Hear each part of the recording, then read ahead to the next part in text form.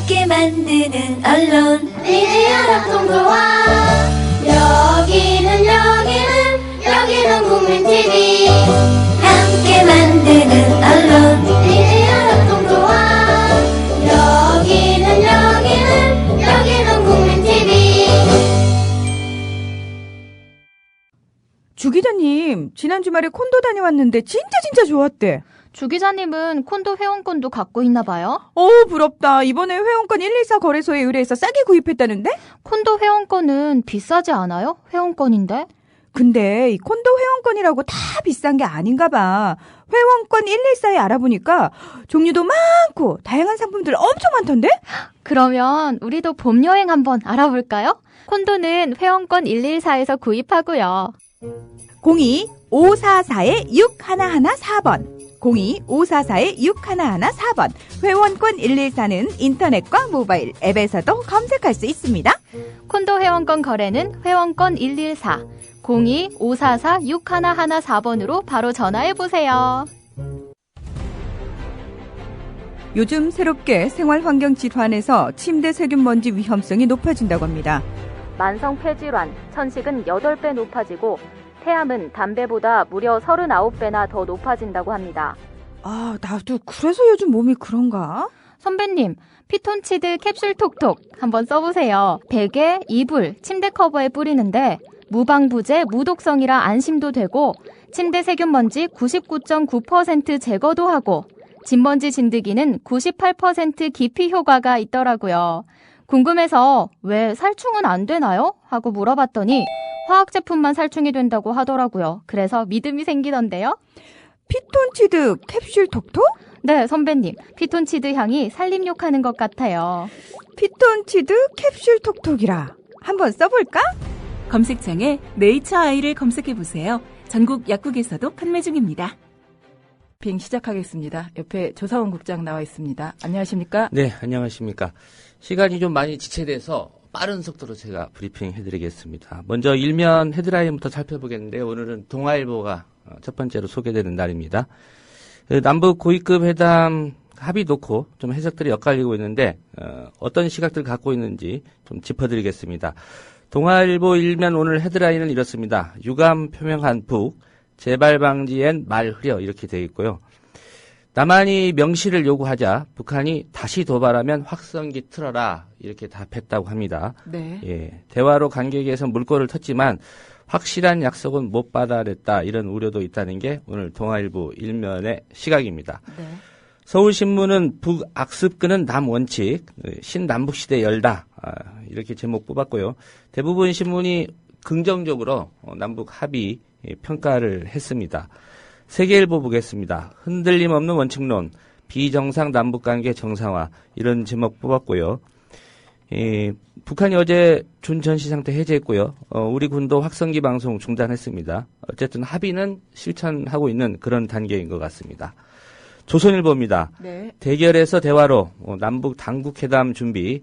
예, 당국회담이라는 것은 이제 8.25 고위급 회담 합의 사항 중에 첫 번째 사항인데, 첫 번째 사항이죠. 예, 요거 좀 준비하고 있다라고 해서 좀 진전된 얘기를 실었습니다. 조선일보 같은 경우에는 청와대가 고위급 합의 구체안 논의하기 위해서 조만간 그 NSC를 소집할 거라는 얘기고요. 어제 박근혜 대통령 평가도 있었는데 그 부분도 조선일보 일면에 좀 실려 있고요. 남북 간의 기본적인 공감대를 확인한 만큼 회담을 좀 정례화할 필요가 있다라는 게 오늘 조선일보 일면에 담긴 내용입니다. 네. 예, 중앙일보도 조선일보와 비슷합니다. 제목이 당국회담 정례화 신남북시대 물꼬 텄다. 예, 회담을 어떤 일 터졌을 때만 하지 말고 좀 정례화해서 남북 간의 대화 채널을 좀 상시적으로 유지했으면 좋겠다. 이런 얘기인 것 같습니다. 예, 다음은 한겨레입니다. 어제 관련 소식을 일면에 담지 못했었는데 오늘 한겨레 신문 일면 헤드라인은 냉규류 남북 화해 첫 단추 신뢰 정착시킬 기회 이렇게 제목이 뽑혀 있습니다. 예, 자세한 후속 기사는 그 각 면에 있는 기사들로 한번 살펴보겠습니다. 근데 이게 사진은 어떤 사진인가요? 한겨레 신문에 실린 사진은? 예, 합의 전후 달라진 북친지인데요. 예, 포대입니다. 포대를 그 합의 전에는 좀 열어놨다가 언제든지 포대라는 게 뭐죠? 대포를 이제 장착해 놓은 것이죠. 네. 이게 포가 그냥 자주포처럼 네. 이동하는 포도 있지만은 이렇게 네. 포대를 설치해서 대용 포입니다, 대부분. 네. 예, 그런 포대인데 아마도 사진 설명 보시면 아시겠지만은 그 포대 문을 열었던 상황과 닫았던 상황 이렇게 합의 전에는 언제든지 포를 써야 될 준비를 했기 때문에 열어놨고. 네. 합의 후에는 닫았다 그런 의미인 것 같습니다. 네. 예. 닫혀 있고 열려 있다 이렇게 비교를 해놓은 겁니다. 한국일보 남북 해빙 급반전 박 후반기 힘 실린 첫발. 예. 어제가 이제 박근혜 대통령 임기 반환점 도는 날이었는데 네. 한국일보는 이제 박근혜 정권 후반기에 첫날이었는데 아마도 좀 힘이 실릴 것 같다라는 분석을 내놨고요. 네. 경향신문도 비슷합니다. 대결에서 대화로 남북관계 반전의 첫발. 어쨌든 뭐 보수 언론 또 약간 진보적인 색채를 가진 언론 모두 긍정적인 평가는 하고 있는 것 같고요. 강론으로 들어가면 또 어떨지는 모르겠습니다만은 자세히 살펴보겠습니다. 마지막으로 국민일보입니다. 충돌 피한 남북 화해의 길 열다. 이렇게 제목 뽑았고요. 네. 박근혜 대통령의 악순환 고리 끊겠다는 이런 강경한 입장이 주요했다고 국민일보는 평가했고요. 다만 북한이 워낙 예측 불가능하기 때문에 북한의 진정성 또 합의의 실천 여부는 더 지켜봐야 되지 않느냐 이런 전망도 하고 있습니다. 네. 일면 기사는 아니지만 오늘 9개 조간신문에 공통적으로 실려 있는 게 있습니다. 네. 뭔지 아시겠어요? 뭔가요? 예, 광고입니다. 네. 롯데그룹이 낸 광고인데요. 소개해드립니다. 네. 롯데가 새로운 각오로 거듭나겠습니다라고 해서 첫째, 기업 공개를 통해 경영 투명성을 확보해 나가겠습니다. 이렇게 다짐하고 있고요. 둘째, 순환 출자 해소 등 지배구조 개선을 조속히 실행하겠습니다. 셋째, 청년 채용, 사회 공헌, 창조 경제 실현 등 국가 경제와 사회에 대한 책임을 다하겠습니다. 롯데그룹 경영권 놓고 이제 형제간에 좀 다툼이 있었지 않습니까? 네. 어쨌든 차남인 신동빈 그 부회장 체제로 굳어진 상황인데 국민들한테 어쨌든 무리를 일으켜서 사과한다. 네. 네. 그런 의미로 오늘 모든 조간신문 일면에 광고를 냈는데 돈 좀 썼을 것 네. 같습니다. 광고비도 상당히 비쌀 텐데요. 예, 보통 얼마나 합니까? 매체마다 이거는? 다릅니다. 네, 큰 차이가 나기 때문에 부수 ABS 발행 부수에 따라 다른가요? 발행 부수 따지기도 하지만 영향력이죠. 네. 조중동 정도가 아마 톱클래스일 것 같고요. 네. 어느 예. 정도인가요? 톱클래스는 보면. 영업 비밀이라 네. 알지는 그거는 못하는데 알지는 못하고요. 일면 요 정도면 한 그래도 억대 되지 않을까 싶은데요. 지금 예. 신문 거의 10개가 넘죠? 신문 예, 지금 조간신문 9개인데 오늘 9개 분명히 다 실린 거죠? 예, 문화일보에도 실릴 것 같고요. 석간. 네, 네, 네. 예, 내일 신문은 모르겠습니다. 그리고 경제지 다 실렸을 것 같고요. 네. 예, 어쨌든 제가 한번 롯데 쪽에 알아보겠습니다. 네. 얼마나 썼는지. 네. 예. 그리고 다 신문 9개 조간신문에 이렇게 기본적인 팩트 남북 고위급 회담 타결과 관련해서 기사가 났는데요. 혹시 이제 뒷얘기, 좀 재미있는 뒷얘기가 없나요? 예. 사설을 일단 짚어서요. 네. 신문들의 논조 네네. 어떻게 평가하는지 이 남북 합의 살펴보고 네, 나서 뒷얘기를 뒷얘기 들어보도록 좀 하겠습니다. 네. 경향신문 사설은 그냥 제목만 말씀드릴게요. 네. 대화의 문 연 남북 신뢰 화해의 시대로 가야라고 썼고요. 네. 예. 뭐 이렇게 가달라는 그런 주문이죠. 네. 국민일보입니다. 합의사항 실천과 함께 남북관계 관리에 만전기하라. 예. 정부한테 또 주문하는 거죠. 예. 네. 여기도 유감이라는 말을 썼네요. 도발 주체 북 명기 못한 것은 유감. 예. 이렇게 얘기했네요. 어떻든 실천으로 이어진다면 성공. 예. 이렇게 썼고요. 네. 동아일보 사설입니다. 도발엔 응징 원칙으로 남북 대화 끌어낸 8.25 합의 이렇게 돼 있는데 네. 이게 오늘자 사설이고요. 동아일보죠? 어제 동아일보 사설 제목 기억하십니까? 네. 제가 뽑아왔는데 네. 어제 사설 제목은 북의 도발 사과 없는 남북 협상 타결 유감스럽다였습니다. 네. 근데 제가 동아일보 사설 유심히 읽어봤습니다. 근데 이 제목에 합당한 사설 내용은 없습니다. 네. 도발엔 응징 원칙으로 남북 대화 끌어낸 8.25 합의 이렇게 돼 있는데 사설을 꼼꼼히 읽어봤는데 도대체 이 제목은 어떤 내용을 보고 뽑았을까? 약간 정치적인 제목이 아닌가 싶습니다. 그러니까 어제는 좀 세게 나갔고요. 네네. 북의 도발 사과 없는 남북 협상 타결 유감스럽다. 이걸 좀 약화시키는 그런 제목이 아닌가 싶습니다. 사설의 주요 내용을 제가 좀 소개해드리겠습니다. 네. 남북이 어제 발표한 6개 항의 공동 보도문에도 아쉬운 대목이 적지 않다. 북한이 저지른 지뢰 도발에 대해 유감이라는 표현을 사용했을 뿐 북이 책임을 인정하지 않은 것은 박근혜 대통령이 협상 가이드라인으로 강조했던 확실한 사과나 재발 방지 약속과 거리가 멀다. 그런데도 박 대통령이 어제 북한이 자신들의 도발 행위에 대해 유감을 표하고 재발 방지를 약속한 것이 앞으로 남북 간 신뢰로 모든 문제를 풀어가는 계기가 되기를 바란다고 평가하는 것은 납득하기 어렵다. 그가 강조해온 한반도 신뢰 프로세스에 여전히 미련을 갖고 있는 게 아닌지 궁금하다. 사설 내용만 보면 네. 이거 제목하고는 좀 톤이 다릅니다. 네. 북한 요구를 그대로 받아들여 이들이 두려워하는 확성기 방송을 중단한 것은 북의 도발에 이은 협상, 남측의 보상으로 이어지는 역대 정부의 위기 관리 방법을 답습한 것이다. 박근혜 정부가 악순환을 끊을 것으로 기대했던 국민들은 실망스럽다. 네. 내용은 이런데. 그러니까 합의가 아니라는 내용인데 예, 제목은, 헤드라인은 합의로 뽑았다. 예, 이런 제목은 이야기시죠. 도발엔 응징, 원칙으로 남북 대화 끌어낸 8.25 합의. 긍정적으로 평가하고 있죠. 네네. 근데 실제로 내용은 그렇지 않다는 말씀. 그래서 제 생각에는 어제 동아일보 사설 제목이 좀 정부 입장, 박근혜 정권 입장에서는 좀 셌기 때문에 네. 제목이라도 좀 쉽게 말하면 반가이 하는 차원에서 네네. 약화시킨 게 아닌가 싶습니다. 뭐 사설을 같은 논설위원이 연이틀 썼을 리는 만무하고요. 다른 분이 썼겠죠? 어쨌든 동아일보의 입장인데 오늘 내용만 본다면 어제나 오늘이나 기조는 같은데 제목이 좀 많이 차이가 나서 제가 좀 소개를 해드렸습니다. 네. 서울신문은 사설 제목만 살피겠습니다. 고위급 합의 실천이 남북 상생 출발점이다는 얘기고요. 세계일보도 뭐 비슷한 톤입니다. 대화 협력의 세계일년 남북 고위급 접촉 사설 제목입니다. 조선일보 사설은 좀 소개를 해드리겠습니다. 북한 못된 버릇 고친 건가? 그럴 절호의 기회 놓친 건가? 예. 어떤 의미인가요? 뭐 내용 그대로입니다. 북의 지뢰 도발과 관련한 남북 합의에 대해 상반된 평가가 나오고 있다. 정부는 북측이 주어가 된 유감 표명은 매우 드물었다는 점을 강조하고 있다. 맞는 말이다. 하지만 한편에선 지뢰 폭발로 남측 군인들이 부상을 당한 것에 대해 북이 유감을 표명한 것을 두고 도발을 시인하고 사죄한 것이라고 할 수 있느냐고 의문을 제기한다. 합의문 문면상으로 보면 북의 유감 표명이 마치 제3자가 병문안하는 것 같다는 비판이 나오는 것도 무리가 아니다.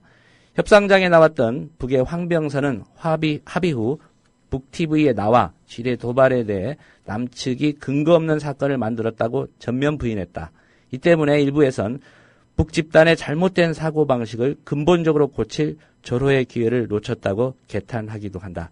어쨌든 조선일보 사설로만 본다면 네. 남북 합의, 우리 정부 입장에서 보기에 그렇게 좀 잘한 합의다라고 일방적으로 좀 잘했다라고 평가하기에는 아니다. 네네. 이런 시각이 담겨 있습니다. 제목 다시 읽어보시면 뭐 와닿을 겁니다. 북, 네.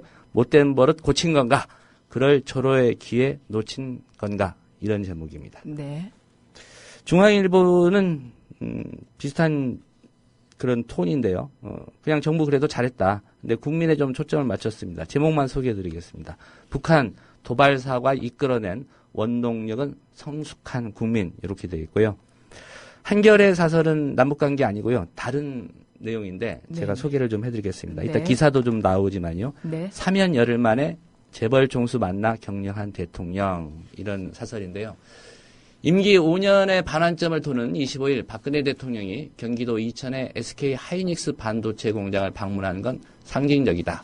대통령이 직접 생산 현장을 찾아 경제 제도약의 의지를 다지는 걸 탓할 사람은 없다. 그러나 그의 곁에 불과 열흘 전 특별 사면으로 풀려난 재벌 총수가 서서 대통령을 칭송하면서 수십조 원의 투자 계획을 발표하는 걸 보는 국민의 마음은 영 편하지가 않다.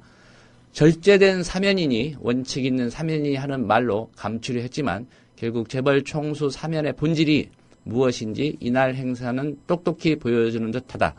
익히 예상하긴 했지만 대통령은 죄를 지은 재벌 총수를 격려하고 기업은 그 대가로 대규모 투자를 약속하는 풍경은 흡사 돈과 법치를 물물 교환하는 것처럼 보인다. 사면장의 잉크가 채 마르기도 전에 이런 모습을 스스럼 없이 국민에게 보여주는 사회에서 과연 정의란 게 존재하기는 할까 하는 생각마저 든다. 이천공장 현장에서 박 대통령과 최태원 회장이 한 얘기는 더욱 민망하고 실망스럽다. 최 회장은 내내 박 대통령 옆을 지키며 존경하는 대통령님, 대한민국의 안녕과 발전을 위해 밤낮으로 정말 밤낮으로 여념이 없는 대통령님 등의 찬사를 했다고 한다. 자신을 특사로 풀어줬으니 얼마나 고마울까 하는 생각이 들지 않은 건 아니다. 그렇다고 국내 굴지의 재벌 기업 총수가 대통령에게 저런 식의 상차를 하는 건 보는 사람의 얼굴을 화끈거리게 한다. 네, 한겨레 신문의 사설이죠. 사설의 일부입니다. 네, 그 최태원 회장이 감옥에서 얼마나 있었죠?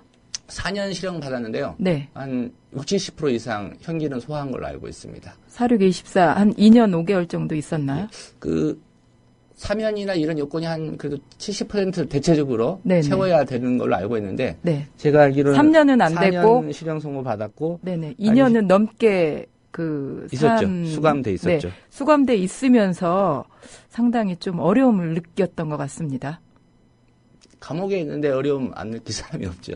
당연히. 네. 특별히 뭐 재벌 회장으로 또 재벌 가족으로 살았던 사람이 예. 그 감옥에 가 있었기 때문에 특별히 더 어렵지 않았나. 그래서 예. 이번에 박근혜 대통령을 만나서 이런 말들이 술술 나오지 않았을까. 개인적으로는 이런 생각을. 뭐 얼마나 고마운 일이겠습니까? 그런데 네네. 이걸 또 면전에서 이렇게 했다는 것 그리고 이제 그 뭐 오랜 시간도 지나지 않았고 한겨레 사설에 나타났듯이 열흘 만에 또 네. 사면해준 사람과 이제 사면 대상 중인 핵심이었던 사람이 만나서 이런 대화를 나눴다는 게 이제 국민들 보기에는 좀 마음이 불편하다. 그 부분을 지적한 것 같습니다. 네. 한국일보 사설은 남북관계인데요. 그냥 제목만 소개드립니다. 합의 성실 이행으로 남북관계 새 장 열어야 이런 주문이고요. 네.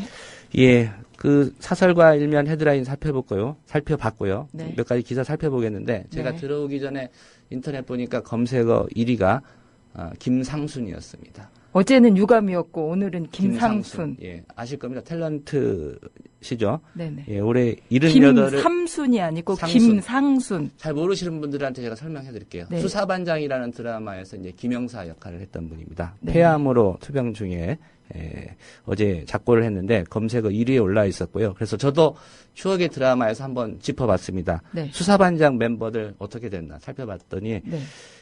김영사, 김상순 씨가 이제 어제 작고했고요. 네. 남영사였던 탤런트 남성호 씨는 2002년에 네, 그분도 암으로 돌아가셨죠. 아니요, 다른 병입니다. 다른 병이에요. 예. 네. 조경환 씨는 2012년에 작고했고요. 네. 그 다음에 여순경 한 명 있었습니다. 이금복 씨라고. 네. 이분이 가장 먼저 세상을 떠났죠. 네. 99년에. 네. 세상 떠났고, 이제 지금 생존해 계신 분은 수사반장의 반장이었던 최불암 씨. 예. 네네. 1940년생입니다. 예. 뭐 방송 요새도 열심히 하고 계시고. 정치도 하셨죠? 하셨죠. 예. 예. 본명은 이제 최영자 한자인데 네네. 국회의원 지냈었죠. 네. 예, 검색어 1위여서 혹시 수사반장에 대한 추억 가지고 계신 분들 궁금해하실 것 같아서 짚어드렸고요. 네. 조선일보 2면부터 보겠습니다. 그 사과 재발 방지 제대로 됐나 이걸 좀 분석한 기사인데요. 네. 북한이 할 수 있는 사과 최대치다 이런 평가와 미흡하다 이 남북 합의에 대해서 해석 논란이 있다는 그런 내용입니다. 이 긍정적으로 평가한 그런 주장들은 이렇습니다. 실질적인 사과다는 주장이고요. 조선일보에서는 실질적인 사과다 이렇게 이제 보는 그런 거죠. 평가를 하는 견해에 대해서 네. 나온 제목입니다. 네. 도발 부인해왔던 북이 주어가 된 첫 유감 표명 이거 의미 있는 거 아니냐 이런 얘기고요. 천안함 연평도 포격 때 북한의 유감 표명이 없었는데 이번에 유감 표명 한 것만 봐도 이건 실질적인 사과라고 볼 수 있다. 이런 주장이 있는가 반면에 네. 아니다. 지나친 양보를 했다. 사과와 재발 방지 문구가 문서상에는 명시되지 않았기 때문에 이게 어떻게 사과냐 이런 주장인 거죠. 또 도발 주체도 불분명하다. 또 포격 사건은 합의문, 공동 발표문에는 언급도 안 돼 있지 않느냐 이런 얘기입니다. 이 조선일보의 시각이라는 게 아니라 그 남북 간의 합의를 놓고 이렇게 북으로부터 받아낼 수 있는 사과의 최대치를 받아냈다는 긍정적인 평가와 그렇지 부정적인 않다라는 평가를 동시에 부정적인 네, 평가가 다루고 있다는 있네요. 예, 그런 얘기고요. 그 예로 이제 조선일보가 일면에서 다루고 있는 게 북한으로 돌아간 황병서가 이번 남북간 접촉에 대해서 이제 돌아가서 그 조선중앙TV에 나와서 코멘트를 했죠. 네. 그 얘기를 소개를 합니다. 이번 북남 긴급 접촉을 통해 남조선 당국은 근거 없는 사건을 만들어 가지고 일방적으로 벌어지는 사태들을 일방적으로 판단하고 일방적인 행동으로 상대 측을 자극하는 행동을 벌이는 경우 정세만 긴장시키고 군사적 충돌을 불러올 수밖에 없다는 심각한 교훈을 찾게 되었을 것이다. 이렇게 이제 어제 평양으로 돌아가서 조선중앙TV에 출연해서 이제 황병서가 얘기를 했는데, 봐라, 이런 얘기 하는 거 보니까 뭐 남북 간의 합의 좀 만족스럽다고 볼 수 없는 거 아니냐. 네네. 이런 얘기인 것 같고요. 뒷얘기 아까 궁금하다고 말씀하셨잖아요. 네네. 조선일보 5면에 실려 있습니다. 그 회담을 지켜보던 박근혜 대통령이 두 차례나 김관진 실장하고 이제 홍영표 통일부 장관한테 철수하라고 지시를 했다고 합니다. 회담 결과 보면서도 그 직접 전화는 안 하고 저기 통일부 비서관인가요? 누가 차관인가요? 그분이 이제 김관진 실장하고 네. 직접 전화 연결을 하고 그 내용을 박근혜 대통령한테 전하고 이랬다는 제가 보도를 봤거든요. 좀 그럴 수는 있다고 봅니다. 네네. 뭐 박근혜 대통령이 직접 전화 항상 받기는 좋아하시는데 예. 그날 요 협상할 때는 2박 3일 동안 전화는 직접 김관진 실장한테 전화 보고 받지는 않고 예. 예, 다른 분이 받아서 내용을 알려주는.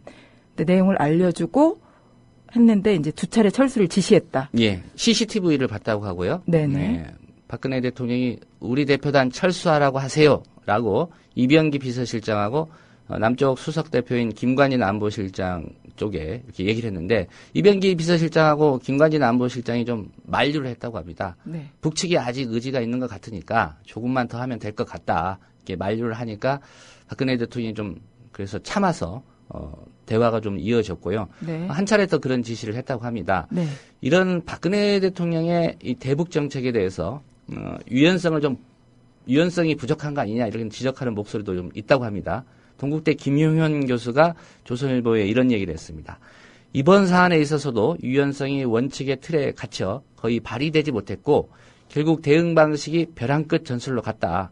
결과적으로 잘 됐을지는 모르지만 이런 접근법은 남북관계를 푸는데 있어서 옳지 않다. 예. 원칙론 강조해서 합의는 이끌어냈지만 네. 결과적으로 이런 전술이 옳은 방식은 아니다. 이런 지적을 했고요. 네. 예, 보수신문에 좀 많이 실린 기사였는데 제가 소개해드리겠습니다. 조선일보 6면인데요. 20대 안보의식 30, 40대보다 높다. 이렇게 오히려 나왔습니다. 높다. 예. 여론조사 결과인가요? 그렇죠. 20대 78.9% 전쟁 나면 참전 이렇게 돼 있고요. 요거는 어디서 조사했냐? 올해 6월에 국민 1000여 명을 대상으로 한 국민 안전처 조사라고 합니다. 보훈처 조사네요. 아니요, 그거는 지난해 조사입니다. 지난해에는 국가보훈처가 국민 1000명을 대상으로 실시한 나라사랑 의식조사에서 우리 안보 수준에 대해서 심각하다고 한 응답이 20대가 65.9%였는데 올해 6월에 이제 국민 1000명을 대상으로 국민 안전처가 조사했을 때 전쟁 시 참전 혹은 지원 활동에 동참할 의사가 있느냐 이렇게 물어보니까 20대 19에서 29살 사이 응답자 78.9%가 그렇다라고 대답했고요. 이게 72.1%인 30대보다 높고 그렇다는 얘기입니다. 왜 이 얘기를 드리냐면 네. 항상 선거 다가오면 이제 젊은 표가 어디에 유리하다 이런 분석들을 하지 않습니까? 정치권이. 네. 그래서 젊은 층의 투표율이 높아지면 전통적으로 좀 야당이 유리하다라고 하는데 예, 이런 게 좀 사실이라면 네. 내년 총선 그 후년 대선 앞둔 정치권들은 좀 주목해서 이런 세대 간의 어떤 의식 변화 좀 분석해 볼 필요가 있지 않나 싶어서 소개를 해드렸습니다. 네. 이번에 이제 보수신문들이 뭐 말씀드렸듯이 2030의 안보의식 높다라는 얘기 했는데요. 조선일보가 그걸 좀 분석을 했습니다. 나름대로. 네. 중고등학생 때 이 천안함 그 사건하고요. 연평도 포격 이걸 목격을 했다는 거죠. 현장에서 목격했다는 얘기가 아니라 이제 매체를 통해서요. 그래서 북한의 실체를 알게 됐고 네. 그 덕에 이 2030의 안보의식, 특히 20대의 안보의식이 높아졌다는 게 조선일보의 분석이고요. 연평해전이라는 영화가 뭐 그 역할을 예, 예. 했다 이렇게 부제로도 보는 것 뽑혀 같군요. 있습니다. 네. 연평해전 영화 보고 이제 전역을 연기하기로 결심했다. 연평해전 영화를 보고 이제 그렇게 뭐 휴가 나와서 봤겠죠. 아니면 군에서도 많이 봤을 것 같아요. 어쨌든 그런 영향이 있다는 게 이제 조선일보의 분석인데 네. 예, 이게 또 맞물려 있는 기사입니다. 청와대가 이 전역 연기 신청한 장병들 초청한다는 거 아닙니까? 예. 몇 명 있었나요? 한 50명 되는데, 이 스스로 전역 연기를 신청한 장병들을 초청해 박근혜 대통령이 직접 격리하는 방안을 검토하고 있다고 합니다. 정부 관계자 얘기인데 위험을 무릅쓰고 전역을 미룬 병사를 군 통수권자인 대통령이 격리하는 자리가 필요하다는 의견이 많다. 대통령 일정 등을 종합적으로 고려해서 검토되고 있다. 이런 얘기인데요. 이 관련한 기사입니다. 동아일보 기사로 소개해드리겠습니다. 네. SK그룹이 이 전역 미룬 장병들 우선 채용하겠다고 합니다. 최태원 SK그룹 회장의 아이디어고요. 이 전역 연기를 신청한 장병들이 신입사원 채용에 지원할 경우에 우선적으로 뽑기로 했다. 이런 얘기입니다. 소정의 뭐 과정은 거친다고 하니까 그래서 약간 가산점을 준다거나 이렇게 해서 SK그룹이 전역하는 사람 중에 이제 취업을 해야 될 사람들이 있다고 한다면 네. 우선적으로 뽑겠다는 얘기입니다. 최태원 회장이 왜 이런 판단을 했을까? 아까 사면하고 나서 이제 정부 정책이나 이런 걸 좀 보조 많이 맞추고 있잖아요. 투자도 네. 하고 일자리도 늘리겠다. 네네. 그런 얘기하고 있는데 이제 개인적인 어떤 배경도 있는 것 같습니다. 아시겠지만 그 최태원 회장의 둘째 딸 최민정 씨 있습니다. 24살. 예, 지난해 11월 소위로 임관한 지금 그 해군입니다. 네. 해군 장교. 네. 예.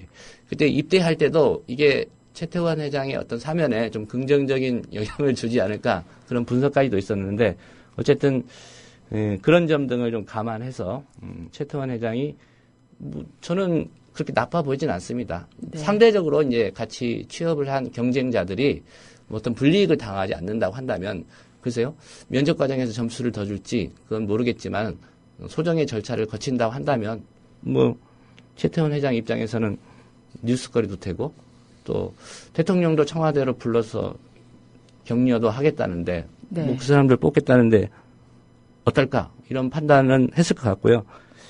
SK가 통신 회사답게 참 발빠르게 움직이는 것 같습니다. 예. 어제 박근혜 대통령이 어디 갔냐면요. 아까 한결의 하이닉스, 사설에서 소개해드렸지만 네. 경기도 이천의 SK 하이닉스 공장 그 준공식 갔습니다. 요 사진이 이제 대부분의 신문에 크게 실렸습니다. 예. 박근혜 대통령도 이제 그 남북 관계 긴장 국면 때문에 그동안은 이제 군복 입은 사진 또 민방위복 입은 사진이 많았었는데 어제는 이렇게 하늘색인가요? 옥색이라고 네, 하나요? 하늘, 예. 예. 화려하고 네. 모처럼 또 만면에 미소를 짓는 옆에 이제 최태원 SK 회장이 있고요. 그런 사진이 오늘 주요 신문에 실렸습니다. 네, 박근혜 대통령도 뭐 남북 고위급 회담 할 때 2박 3일 동안 뭐 잠을 주무시지는 못했겠죠. 그럼 네, 이제 제가 확인하지 않아서 사결이 모르겠습니다. 되고 나니까 네. 네네. 네. 알겠습니다. 기분이 좋으셨겠죠. 재발 방지 문구 합의문은 없는데 김관진 무리수 해가지고 경향신문하고 이제 한겨레 신문은 약간 그 부분을 좀 비판했습니다. 예, 김관진 그 안보실장의 발표 이거 합의문에 없는데 너무 나간 거 아니냐 네. 이런 비판이고요. 네. 문재인 새정치민주연합 대표도 이제 그 부분 지적했는데 네. 한겨레 신문 제가 이면 통해서 네. 왜 이 남북 간이 지뢰 폭발 유감 표명을 놓고 해석상의 충돌이 있는지 한번 보겠습니다. 예. 북한의 과거 유감 표명 사례를 간단히 소개해드리면서 한번 여러분 판단해 보시기 바랍니다. 청와대 무장공비가 내려온 사건이 있었습니다. 제가 태어나기 전인데 68년 1월 22일입니다. 68년 1월 21일. 예. 김신조 씨 씨로 내려온 네네 거예요. 잘 알려져 있죠. 그때 이제 북한이 뭐라고 했냐면요. 이우락 당시 중앙정보부장에게 구두 메시지를 전한 겁니다. 대단히 미안한 사건이고 내부 좌익 동맹 분자 소행이지 결코 내 의사가 아니었다. 이건 이제 김일성 당시 주석의 얘기입니다. 네. 이우락 중정부장한테 그렇게 얘기했다는 거고요. 구두 메시지를 예, 예. 전했고요. 76년 8.18 이른바 도끼 만행 사건 이때는 이제 북한인민군 총사령관의 대동 메시지로 판문점 공동경비구역에서 이번에 사건이 일어나서 유감입니다. 이때 유감이라는 표현 썼습니다. 앞으로 그런 사건이 일어나지 않도록 양쪽이 다 같이 노력해야. 누가 이렇게 했다는지 실체는 분명한데 그때도 주어는 없었습니다. 네. 그다음에 동해안에 북한 잠수함이 침투했을 때는 북한 외교부 대변인 성명이었는데 96년 9월 18일입니다. 예. 한 석 달 후에 성명이 나왔습니다. 깊은 유감 표시, 그러한 사건이 다시 일어나지 않도록 노력, 이때도 유감이라는 단어는 들어갔고요. 제2차 연평해전 2002년 6월 29일이었죠. 한 달 뒤쯤입니다. 그 김영석 남북 장관급 회담 북쪽 단장이 전화 통지문을 통해서 이제 멘트를 했습니다. 우발적으로 발생한 무력 충돌 사건에 유감스럽게 생각한다. 이렇게 얘기했고요. 이때가 김대중 대통령 때죠? 2002년 6월 29일이면? 예, 한일 월드컵 제가 알기로는 3, 4일 전? 아마 그랬을 겁니다. 예. 네. 그다음에 연평도 포격 도발 2010년의 일이죠. 조선중앙통신이 이런 발표했습니다. 연평도 포격에서 민간인 사상자가 발생한 것이 사실이라면 지극히 유감스러운 일이 아닐 수 없다. 만약이라는 말을 썼네요. 예, 왜 한겨레가 이 부분을 낱낱이 짚었을까라고 제가 생각해 보니까 네. 뭐 정부 당국은 북한이 직접으로 유감이라고 표명하기가 되게 이례적이라고 의미를 부여하지 않습니까? 네. 과거에도 이렇게 유감자는 많이 썼다. 이런 얘기인 것 같습니다. 네. 예, 시간이 41분인데 어떻게 정리를 좀 할까요? 뭐 아니면 특별히 더 전하실 내용이 있으면 한두 가지 정도 하셔도 될 것 같습니다. 예, 뭐 이번 일 계기로 해서 박근혜 대통령이 좀 국정 운영하는데 동력을 얻고 하반기 노동개혁에 좀 집중할 것이다 이런 분석들이 있고요. 네. 어제 새누리당이 1박 2일 연찬회 가졌습니다. 어제요? 예. 그 자리에서 끝나고 나서요? 저희 남북 고위급 회담 끝나고죠. 예, 새벽에 타결됐으니까요. 네네. 예, 어제 충남 천안에서 가졌는데 오늘 이 여세를 몰아가는 것 같습니다. 박근혜 대통령이 새누리당 의원 159명 전원 초청해서 오늘 청와대에서 점심을 함께 한다고 합니다. 이례적이죠? 이런 경우는? 김무성 대표가 깜짝 발표를 했는데 네. 박 대통령이 밤잠을 거의 못 잤는데도 의원들을 청와대로 초청해 오찬을 갖겠다고 했다. 오늘은 참 기분 좋은 날이다.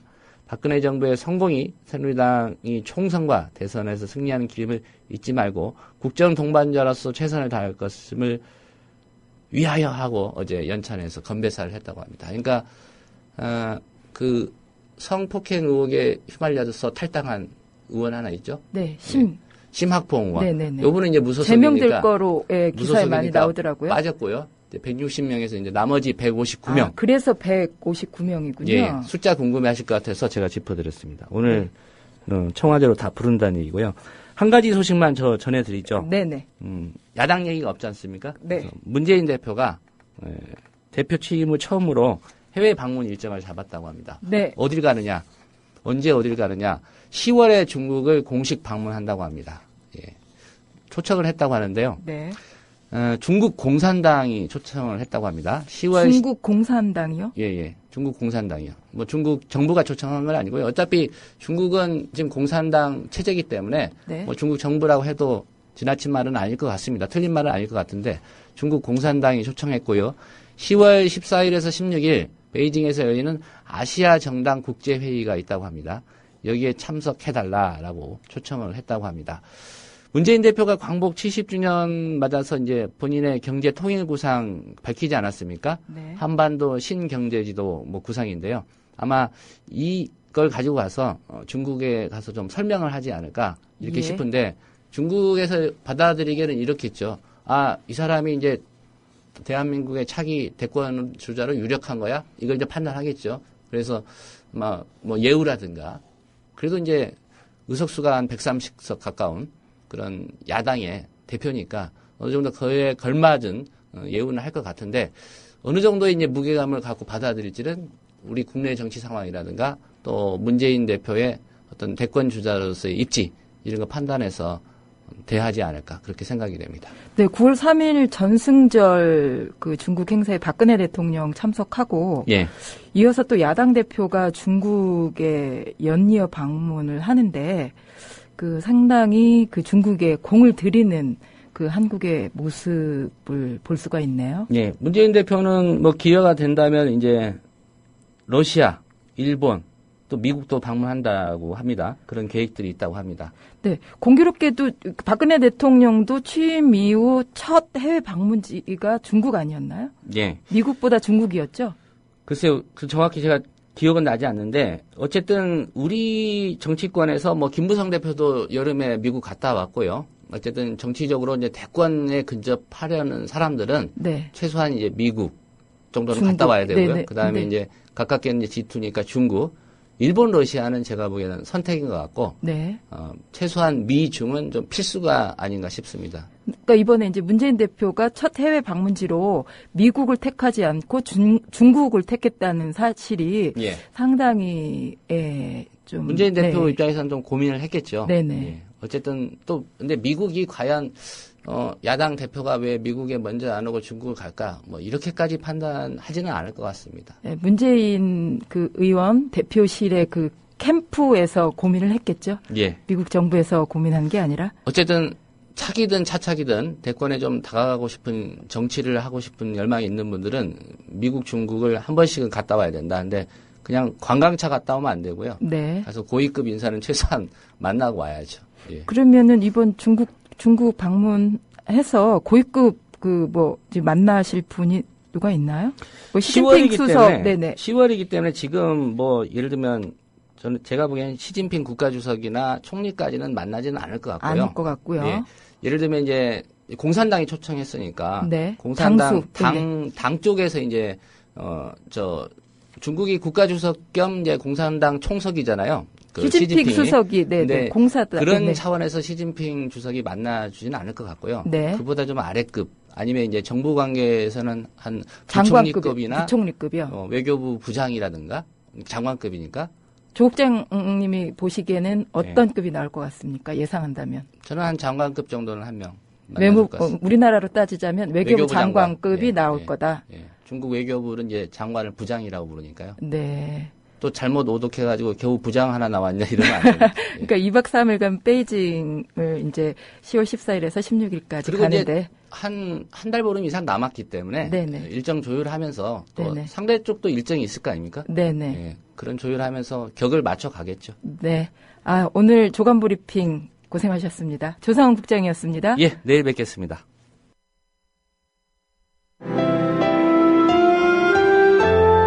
주장이 질서를 만나면 아름다워집니다. 주장이 화해를 만나면 힘이 생깁니다.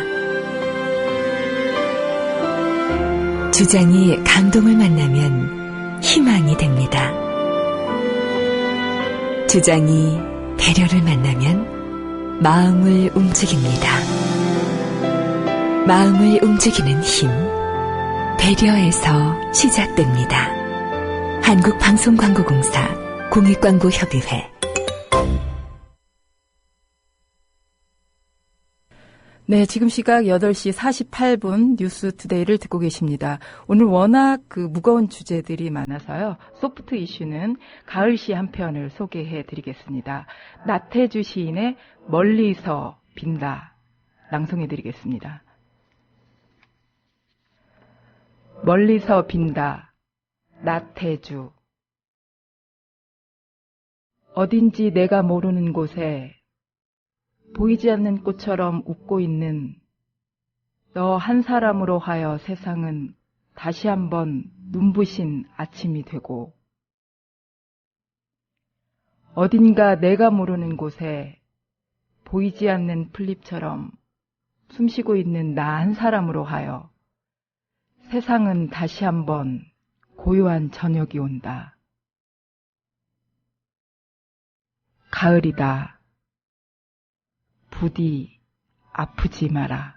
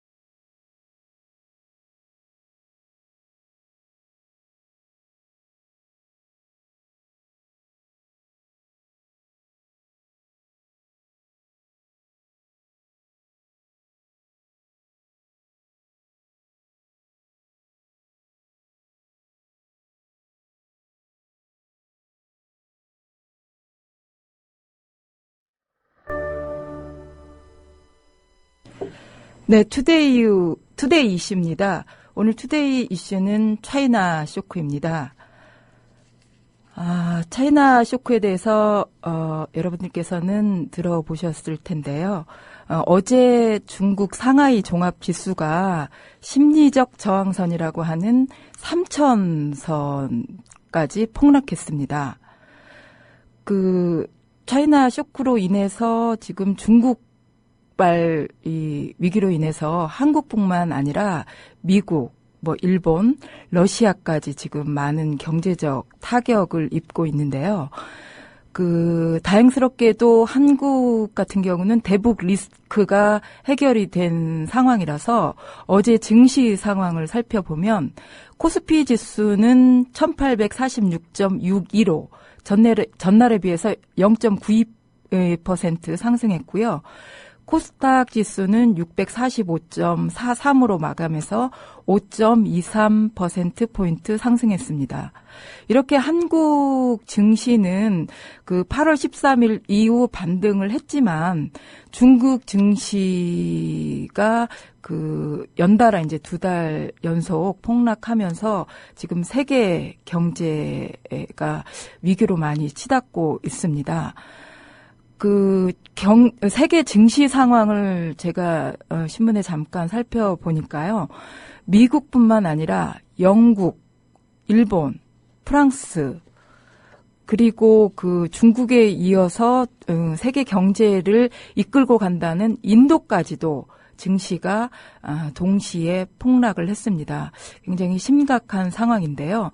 이렇게 중국 증시가 폭락을 하면서 중국 중앙은행, 인민은행이죠. 인민은행이 금리를 인하를 하고 지급 준비율을 인하를 했습니다. 금리가 인하되고 지급 준비율을 인하를 하면 과연 증시 폭락을 막을 수 있을까? 많은 분들이 예측을 하는 것이 상당히 부정적이다. 지금 중국 경제는 상당히 위기에 처해 있다. 이렇게 보는 시각들이 많은 것 같습니다.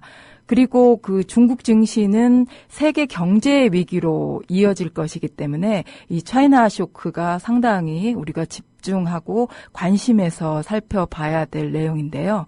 이 중국 경제가 살아나지 않으면 2008년 여러분들 기억하고 계실 겁니다. 글로벌 금융 쇼크 사태인데요. 그 당시에 미국의 유명한 골드만삭스니 여러 유명한 은행들이 파산을 한 상태죠. 그래서 그 당시에 우리나라에서도 상당히 타격을 입었는데요. 중국 경제 위기, 이 차이나 쇼크가 하루빨리 해결이 되어서 세계 경제 위기로까지 이어지는 그런 불행은 없도록 하는 게 지금 저희 바람일 텐데요. 하여튼 하루빨리 중국 경제가 살아나기를 기대해 봅니다. 네, 오늘 저희가 준비한 뉴스투데이는 여기까지입니다. 뉴스투데이 지금까지 들어주셔서 감사드립니다. 지금까지 뉴스투데이 8월 26일 수요일 아침 진행의 김효진 PD, 저는 앵커 조합원 이미혜였습니다. 내일 아침 7시 30분 생방송으로 다시 찾아오겠습니다. 고맙습니다. 국민라디오 팟캐스트 응원하는 가장 쉬운 방법 아시나요? 다운로드하기, 별점 주기, 댓글 달기, 구독하기. 국민라디오 팟캐스트 널리 알리는 가장 쉬운 방법. 다운로드하기, 별점 주기, 댓글 달기, 구독하기. 기억하세요.